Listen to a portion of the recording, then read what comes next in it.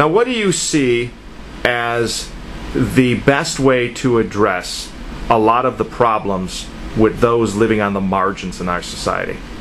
The best way to address many of those problems is job creation and government policy that is conducive to business expanding their productivity and creating jobs.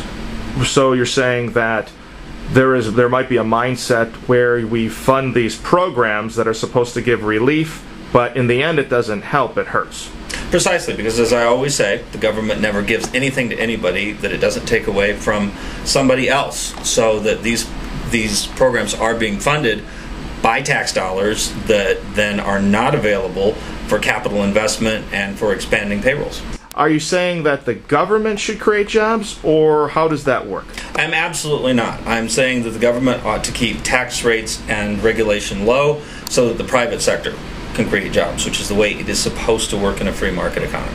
Now, I understand a lot of what you're saying here, but it sounds as if maybe are you proponing a move to the right, or are you telling people to vote Republican, or what would you hope would happen here? I'm absolutely not instructing people what to do when they go to the polls in November.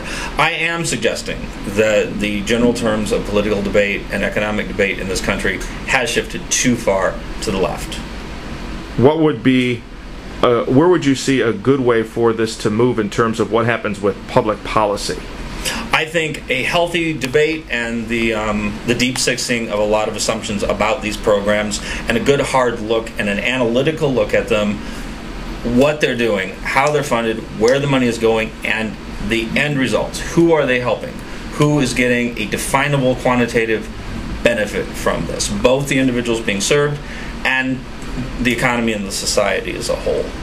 Now, the debate, even at its grassroots efforts here, could move to the state and federal lawmakers, and they could make decisions that are sweeping in terms of public monies being spent. But what can an individual do as to what you're saying regarding private donations? The most important thing that an individual can and should do is hold the recipients of his donations accountable for the way that money is spent. Ask questions, ask smart questions. If you are chucking your money in a kettle or writing a check, you have a right to ask, how much money are you collecting? How is it going to be spent? How is it going to be invested? What are the outcomes of this money going to be? Smart giving.